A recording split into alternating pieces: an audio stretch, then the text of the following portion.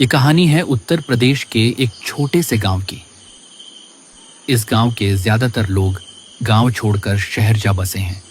अब अधिकतर बुजुर्ग और कुछ गिने चुने लोग ही बच्चे हैं, लेकिन सभी मिलजुल कर रहते हैं। सभी एक दूसरे की मदद करते हैं। गांव में सभी के ज्यादातर मिट्टी के ही घर हैं और यहाँ की सड़कें भी मिट्टी की ही बनी हैं। सभी के घर एक दूसरे से बहुत दूर है, लेकिन सभी एक दूसरे के घर आया जाया करते हैं। यहाँ का वातावरण शहर के मुकाबले कहीं ठीक था, दिन हो या रात। गांव में पंछियों के चहचहाने की आवाज और शुद्ध हवा और ताज़ा पानी और कई ऐसे साधन जो गांव को शहर से बेहतर बनाते हैं। गांव में लोगों का मुख्य साधन अभी भी खेती ही है। लाइट चले जाने के बाद सभी अपने अपने घरों में दिया या फिर मोमबत्ती जलाया करते हैं। अब जून का महीना लगभग खत्म ही होने को चला है। सभी लोग अपना बिस्तर घरों के बाहर ही लगाते हैं।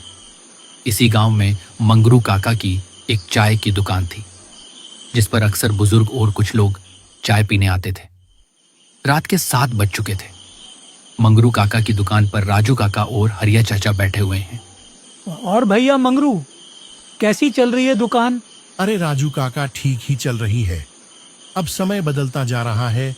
पहले दुकान पर कई सारे लोग और बुजुर्ग आया करते थे और देर रात तक बातें करते थे और अपनी अपनी किस्से कहानी सुनाते थे और चाय पीते थे, जिससे मेरी दुकान भी अच्छी चलती थी। अरे हाँ मंगरू, अब वह समय जा चुका है। आधे से ज्यादा लोग शहर जा बसे हैं। और तुम सुनाओ हरिया, कैसा चल रहा है तुम्हारा कारोबार? अब क्या सुनाएं? इस बारिश में सारा धंधा बंद पड़ा है, लेकिन अपने खाने लायक तो बंदोबस्त हो ही जाता है। इसी तरह काफी समय तक वो सब आपस में बातें करते रहते हैं। अब बारिश भी शांत हो चुकी थी, तभी मंगरू की दुकान पर 2 लोग और आते हैं। अरे मंगरू काका, 2 कड़क चाय लगाओ, एक मेरे दोस्त के लिए और एक मेरे लिए। इस ठंडे बारिश के मौसम में यहाँ चाय की टपरी पर बैठकर चाय पीने में और थोड़ी गपशप करने में जो मजा है वह और कहीं नहीं है भैया। बिल्कुल ठीक कहा बेटा तुमने। आओ बैठो और चाय का आनंद लो।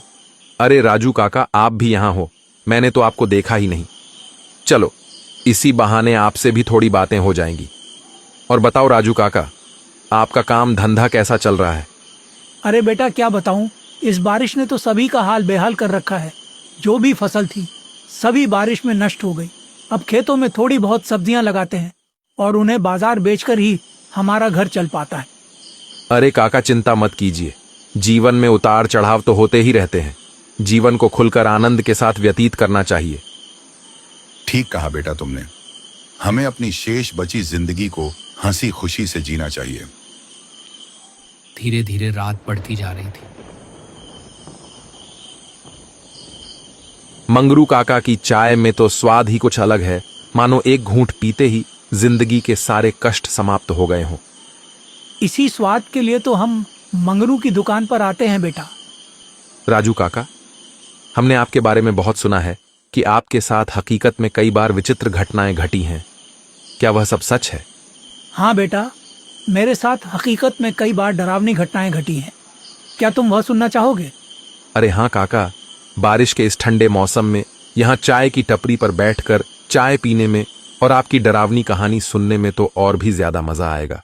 अरे हाँ काका, जरूर सुनाओ, बहुत मजा आएगा। चलो फिर, तुम इतनी जिद कर ही रहे हो तो मैं तुम्हें अपने साथ घटित एक डरावनी और विचित्र कहानी सुनाई देता हूँ।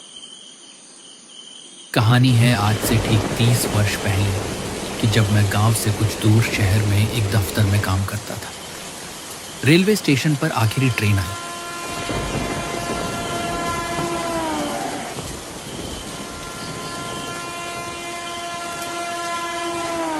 जिसमें से मैं और एक और आदमी उतरा, जो कि कुछ अजीब था। रात के करीब 12 बज चुके थे। स्टेशन पर दूर दूर तक कोई भी नजर नहीं आ रहा था। ये तो जाहिर था कि इस वक्त स्टेशन पर कोई भी ऑटो रिक्शा नहीं मिल सकती। मेरा घर स्टेशन से काफ़ी दूर था। पैदल जाने में लगभग 1 से 2 घंटा तो लग ही जाता। मेरी नई नई नौकरी लगी थी, जिस कारण मुझे इतनी मेहनत करनी पड़ रही थी। फिर वह आदमी जो ट्रेन से मेरे साथ ही उतरा था, वह पैदल ही आगे बढ़ना शुरू कर दिया। मैंने पीछे से आवाज लगाई। अरे भाई साहब रुकिए, आप कहाँ जा रहे हो? अरे भाई, यहाँ खड़े रहने से तो बढ़िया ही है कि मैं पैदल ही अपने घर पहुँच जाऊँ। भले ही थोड़ा समय लगे, लेकिन यहाँ रुकने से तो अच्छा ही है। मेरा गांव श्यामपुर यहाँ से लगभग 10 किलोमीटर दूर है। और आपको कहाँ जाना है? अरे भाई, जाना तो मुझे भी श्यामपुर ही है, पर श्यामपुर का ये रास्ता तो जंगल से होकर जाता है ना। पैदल इतनी दूर अंधेरी रात में जाना क्या ठीक रहेगा? अरे भाई, अगर तुम इन बातों पर विश्वास करते हो तो तुम मूर्ख हो। मैं तो इन बातों पर बिल्कुल भी भरोसा नहीं करता। तुम्हें भी श्यामपुर ही जाना है तो चलो, फिर मेरे साथ दोनों साथ मिलकर चलते हैं। वो व्यक्ति ये बहुत बोल तो रहा था, लेकिन मेरा उस व्यक्ति पर विश्वास करना मेरे लिए सबसे बड़ी भूल हो गई। मैंने उस व्यक्ति की बातों पर विश्वास कर लिया और उसके साथ गांव जाने के लिए हाँ कर दी। चारों तरफ अंधेरा ही अंधेरा, आसमान में बिजली कड़कने के साथ एक अलग ही सन्नाटा था। बारिश भी धीरे धीरे अपनी रफ्तार बढ़ा रही थी। बारिश की बूंदें भी अब बदन पर सुई चुभना सा लग रही थी, पर हम दोनों आगे बढ़ते ही चले जा रहे थे।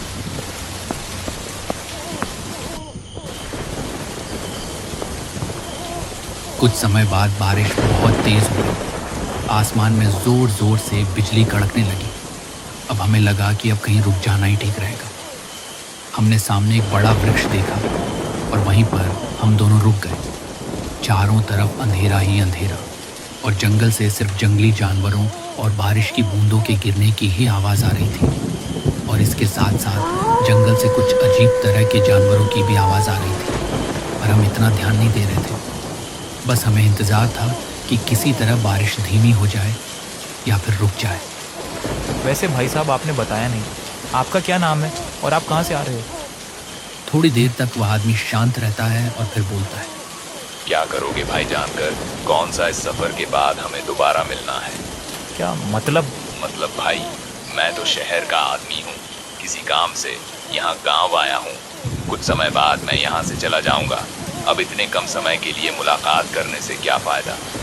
ठीक है, मत बताओ, पर ये तो बता ही सकते हो कि तुम यहाँ किस काम के लिए आए हो।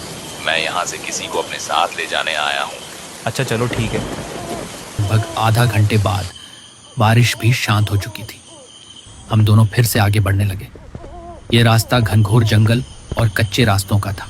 गांव वालों का कहना था कि इस रास्ते पर रात को जो भी व्यक्ति पैदल आता है, अक्सर वो गांव तक नहीं पहुंच पाता। अब इसके पीछे का राज तो मुझे भी नहीं पता था।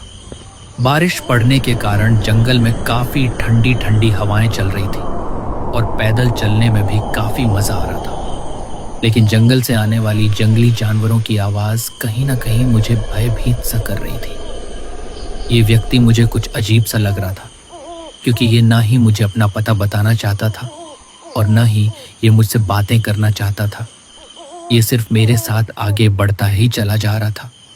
इसे मानो बिल्कुल भी डर न लग रहा हो। पर मैंने भी उस पर इतना ध्यान नहीं दिया और मैं भी उसके साथ आगे बढ़ता रहा।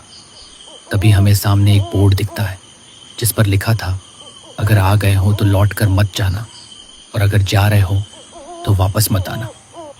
मुझे ये पढ़ने के बाद कुछ समझ नहीं आया और मैंने उस व्यक्ति से पूछा, अरे भाई, इस बोर्ड पर क्या लिखा है? क्या तुम कुछ समझ पा रहे हो? मुझे तो कुछ समझ नहीं आ रहा। चलो छोड़ो, हमें आगे बढ़ना चाहिए। काफी रात हो चुकी है। ज्यादा वक्त बर्बाद करना हमारे लिए सही नहीं है। हाँ भाई, आप ठीक कह रहे हो। फिर से हम दोनों आगे बढ़ने लगे। जंगल से कभी भेड़िए की आवाज तो कभी उल्लू की आवाज लगातार आ रही थी। बारिश रुकने का नाम ही नहीं ले रही थी, बल्कि इस बार तो बारिश ने हद ही पार कर दी। बारिश बहुत तेज पड़ने लगी। हम दोनों भाग भाग कर जल्दी से एक कुटिया के पास पहुंचे जो कि सुनसान पड़ी थी। उसमें कोई नहीं था, लेकिन हमने अंदर जाना उचित नहीं समझा, इसलिए हम दोनों बाहर ही खड़े रहकर बारिश रुकने का इंतजार करते रहे।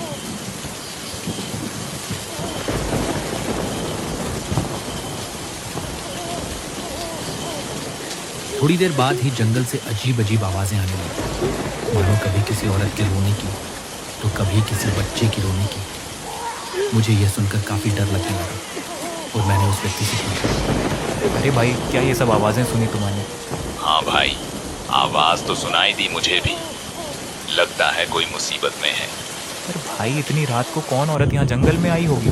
चल कर देखते हैं, क्या पता वह मुसीबत में हो, इसीलिए रो रही हो। फिर मैं और वह व्यक्ति दोनों आगे बढ़े। बारिश अभी भी लगातार पड़ रही थी।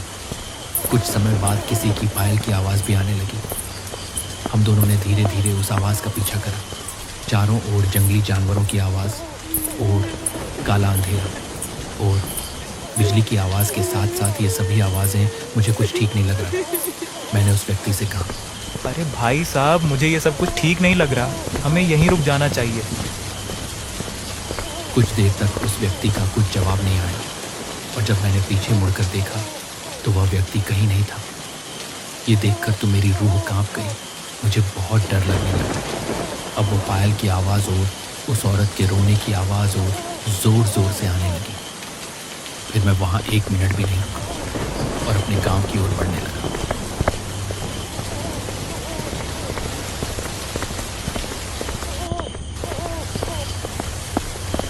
अब वह सब आवाज़ें शांत हो चुकी थीं। मैं अपने तेज़ कदमों से आगे बढ़ते जा रहा था। तभी सामने फिर से मुझे वही अजीब बोर्ड दिखता है जो कि मुझे शुरुआत में दिखा था। मैं ये देखने के बाद अचंभित रह गया, क्योंकि जो बोर्ड जंगल की शुरुआत में था वो जंगल के इतने अंदर आने के बाद दोबारा कैसे आ गया। मुझे अब सच में बहुत डर लगने लगा। थोड़ी देर बाद फिर से उस औरत के रोने की आवाज़ आने लगती है और लग रहा है कोई मुझे मेरा नाम लेकर पुकार रहा हो।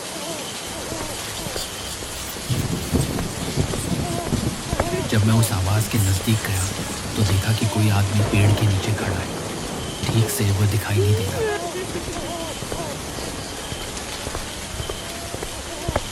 जब मैं और नज़दीक गया और देखा तो वह वही आदमी था जो मेरे साथ था। मैंने पूछा, अरे भाई, कहाँ खो गए थे और अब यहाँ औरत की आवाज़ में क्यों रो रहे हो? तभी वह जोर जोर से हंसने लगता है। तभी बिजली की एक तेज गड़गड़ाहट के साथ आसमान में रोशनी सी होती है, जिससे वह व्यक्ति अपने असली रूप में आ जाता है और जोर जोर से हंसने लगता है। ये देखने के बाद तो मुझे लगा कि आज मेरा आखिरी दिन है। मैं डर के मारे एक जगह से हिल भी नहीं पा रहा। फिर मैंने हिम्मत करके भगवान जी का नाम लिया और वहाँ से भाग निकला। मैं अपनी पूरी जान लगाकर वहाँ से भाग रहा था। मेरे पास इस समय भगाने के अलावा और कोई दूसरा रास्ता नहीं था। मैं भागते रहा। अचानक से मेरी आंखों के सामने काला अंधेरा छा गया।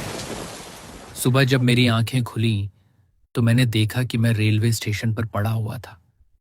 मुझे कुछ भी समझ नहीं आ रहा था। मैं वहां से तुरंत ऑटो पकड़कर अपने घर वापस आ गया और फिर मैंने कभी भी उस दफ्तर में रात की ड्यूटी नहीं की और आज भी मैं उसे स्टेशन पर रात को जाने से बहुत डरता हूँ।